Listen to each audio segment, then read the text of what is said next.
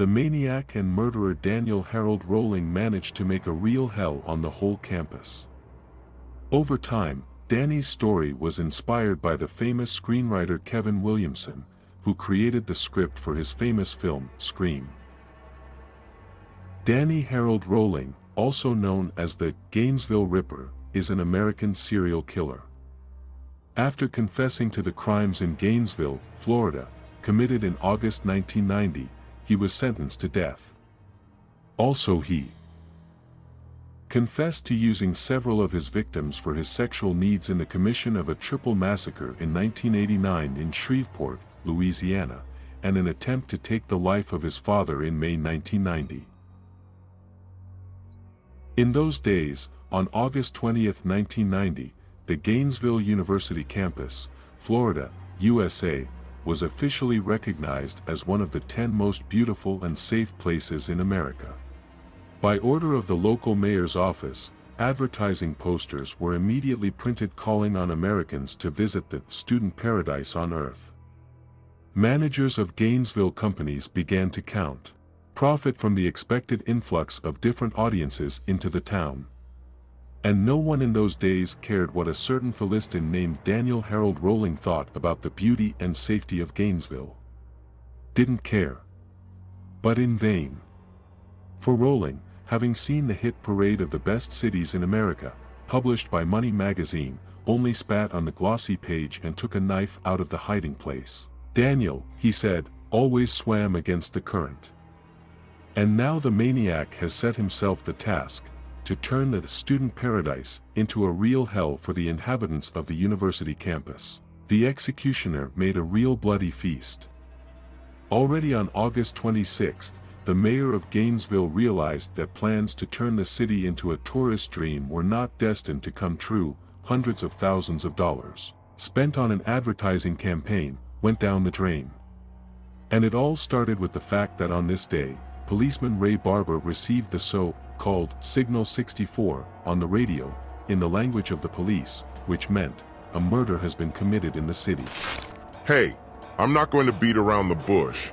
You have to subscribe to the channel and like it so you don't miss new videos.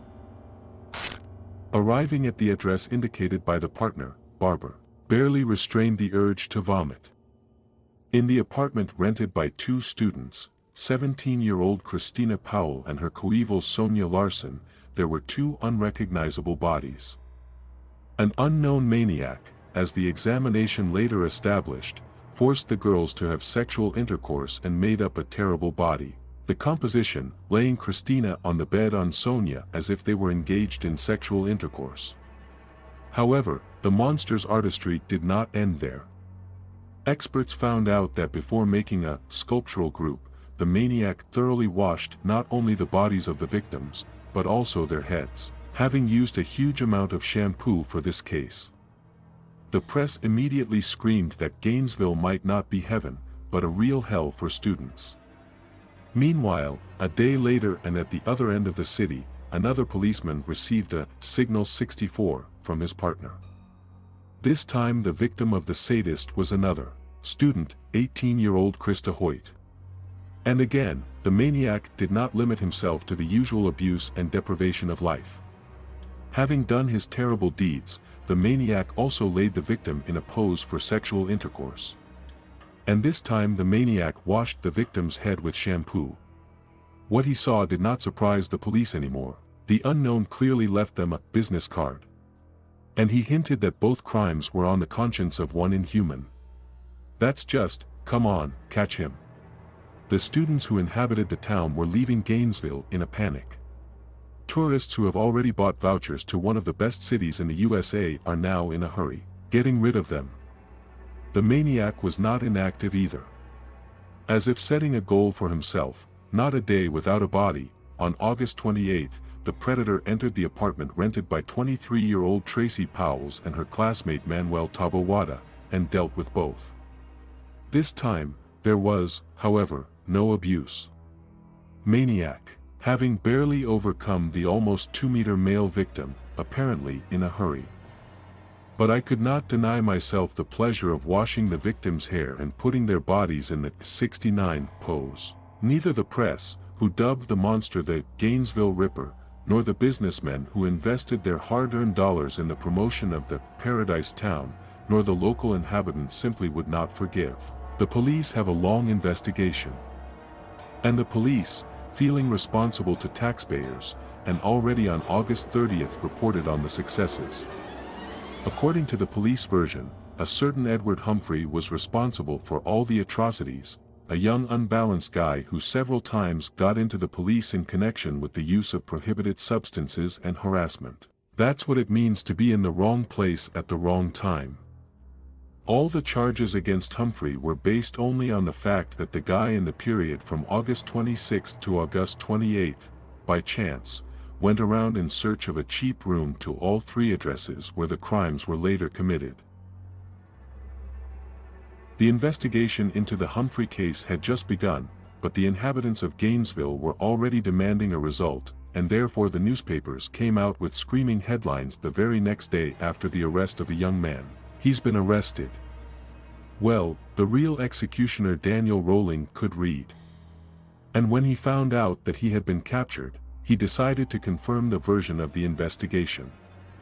He took it and moved to other parts.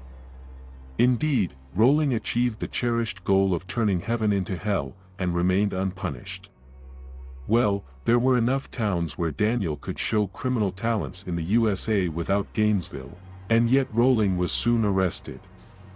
Wandering since the beginning of September on the roads of America and being marked in every small town of Florida with armed robberies of shops and banks, Daniel pleased into the clutches of the Ocala City Police.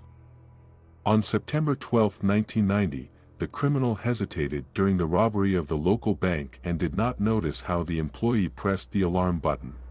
The guy was eventually tied up and promoted in full. At first, investigators managed to prove Rolling's involvement in serial robberies. Well, and then, studying the biography of the ward, they even came across a curious fact. Back in 1989, in Shreveport, Daniel's hometown, where the maniac lived in those days, a bloody murder of a young couple was committed.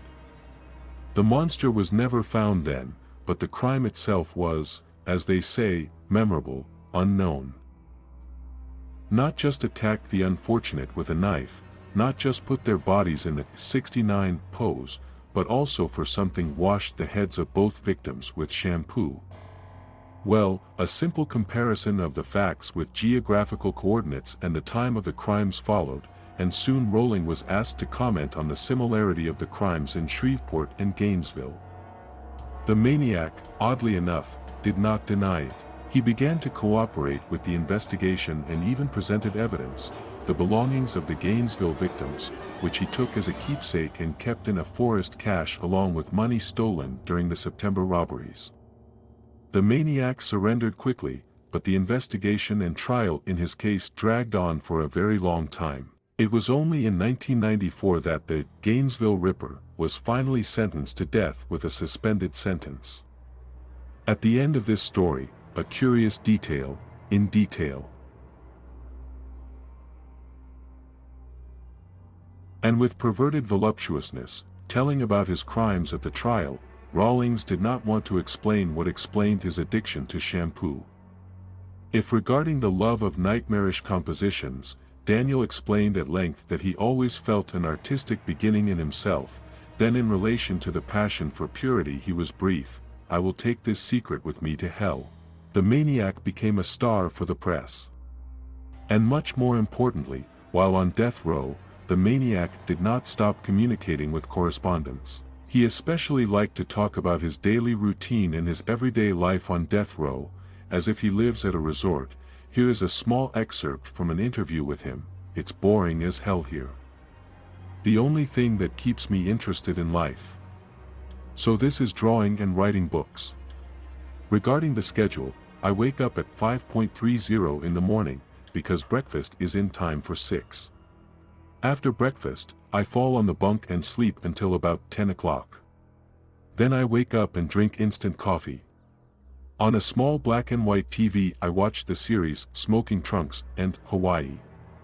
Then I write letters to someone. From 14.30 to 16.00 I usually draw. From 16.30 to 17.00 I eat, watch the news, read a book or magazine. Then, if there is something interesting on TV, I watch the screen again. At 23.00 lights out, and the lights go out instantly. I often wake up after midnight, but not because I am tormented by thoughts, but because of the creaking of my own bunks. I hope none of your readers will ever hear such a disgusting sound.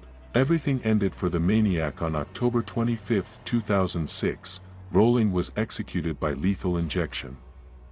Doctors pronounced him dead at 6:13 a.m. at the Florida State Prison in Stark, about 48 kilometers northeast of Gainesville, after the U.S. Supreme Court rejected Rolling's latest appeal.